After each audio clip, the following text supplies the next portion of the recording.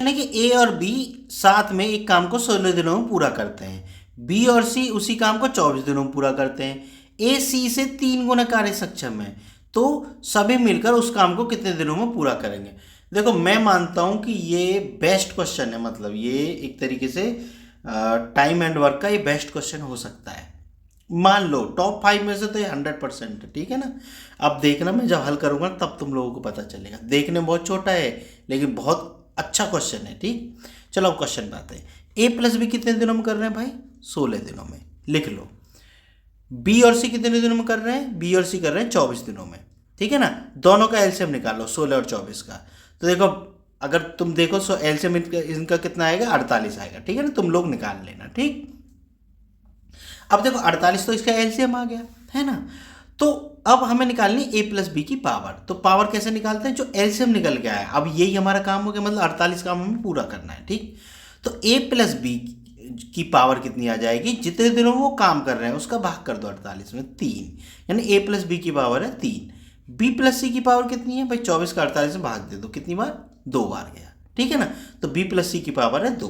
अब हमारे पास हल करने के लिए और कुछ है नहीं, लेकिन उसने दिया क्या है कि ए सी से 3 गुना कार्य सक्षम है। मतलब अगर सी की पावर 1 है ना, तो ए की पावर कितनी है? 3, ठीक है ना। ये मान के चलो। तो भाई पावर तो हमने यहाँ निकाल रखी है, इसका मतलब यहाँ इसको मान लो x। मतलब अगर सी की पावर x है तो ए की पावर कितनी है? 3x है, ठीक है ना। ये हो गया। अब देखो समीकरण हमें थोड़ा सा हल करना पड़ेगा। कैसे? ए प्लस बी में से बी प्लस सी घटा दो, मतलब इस वाली समीकरण को घटा दो। मतलब ए प्लस बी माइनस का बी माइनस का सी, ये घटा दिए तो इधर से पावर भी घट जाएंगी, 3 माइनस 2, ठीक है भाई। अब इसको हल कर लो तो कितना आ गया? ए माइनस सी। भाई बी से तो बी कट जाएगा, तो ए माइनस सी बराबर आ गया 1।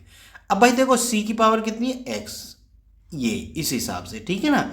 और ए की पावर कितनी है? 3x, तो 3x माइनस एक्स कर देते हैं बराबर 1, ठीक। अब क्या हल कर लो इसको। तो भाई देखो क्या आ गया? 2x बराबर 1। तो भाई x बराबर कितना आ जाएगा? 1/2, ठीक है भाई। बात समझ में आ गई ना। इसका मतलब क्या है? अब भाई ये a का मान है, ये b का मान है, मतलब b की पावर कितनी होगी? 1/2, ठीक है ना। और a की पावर कितनी हो जाएगी यहाँ से? भाई 3x है तो 3 गुना 1/2 बराबर 3/2, मतलब a की पावर आई 3/2। अब यहाँ से निकाल लो b की पावर। भाई a की पावर अगर 3/2 है तो b की पावर कितनी हो जाएगी? 3 माइनस 3/2, है ना।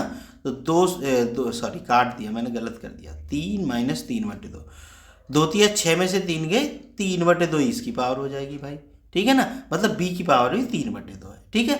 अब इन तीनों की मिलाकर कुल कितनी पावर होगी? 3/2 प्लस 3/2 प्लस 1/2। भाई इसको हल कर लो, सबके नीचे तो 2 ही है, तो 3 और 3 6 और 1 7, 7/2। इसका मतलब 7/2 को ही रहने दो, ठीक है। अब क्वेश्चन पे आते हैं। क्वेश्चन क्या कहता है? कोई सा एक ले लो, इसको ले लो पावर को या इसको ले लो, जो तुम्हारी मर्जी हो, ठीक है। तो देखो 2 पावर के साथ बी प्लस सी काम को करते हैं 24 दिनों में, ठीक है। क्योंकि अब देखो क्वेश्चन में क्या कह रहा है कि तीनों मिलकर काम को कितने दिनों में पूरा करेंगे, ठीक है ना। तो इस वजह से हम ये तीनों जोड़े थे। तो देखो 2 पावर के साथ काम कितने दिनों में हो रहा है? 24 दिनों में। 1 पावर के साथ काम कितने दिनों में होगा? 24 गुना 2 दिनों में, क्योंकि ज़्यादा दिनों में हो गया। 2 पावर हमने ये ली है भाई, ये वाला लिया हमने। कौन सा? ये वाला। बी प्लस सी 2 पावर के साथ काम को 24 दिनों में कर रहे हैं, तो ये वाला हमने लिया है, ठीक है। तो अब देखो कितनी पावर है? तीनों की मिलाकर 7/2। तो 7/2 पावर के साथ काम कितने दिनों में हो गए भाई? 24 गुना 2/7/2। तो 2 तो ऊपर पहुंच जाएगा, तो बराबर कितना आ गया?